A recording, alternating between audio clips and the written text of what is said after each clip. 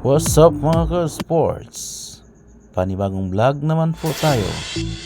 At bago tayo magpatuloy, huwag kalimutang mag-likes, comments, subscribes para sa ating channel. Dito lang sa Tiro Esports TV. Usapang tennis naman po tayo. Alam nyo mga ka-sports, ang ating pangbato na Filipina Pride na si Alex Ayala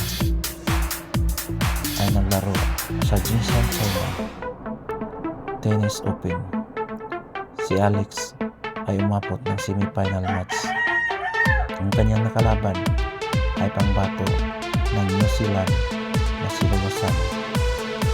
Si Alex ay hindi pinagpalad sa kanyang laban sa semifinal, pero proud naman po tayo sa kanya kasi dinadala niya ang bandila at pangalan ng ating bayan. Si Alex ay nakuha ang first set na 6-3 kontra sa kalaban, tapos yung set 2 at 3 nakuha ni Lolosan na 6-4 and 6-2. Kaya mga ka-sports, kahit ganun ang resulta sa kanyang laban,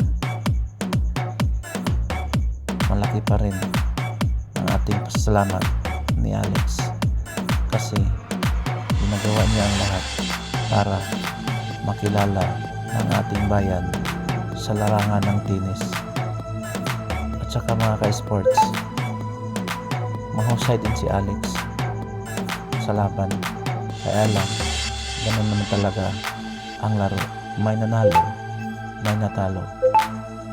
Kaya mga ka-sports, abangan na lang natin ang susunod na laban ni Alex kasi matang bata pa naman siya at malayo pa ang kanyang mararating.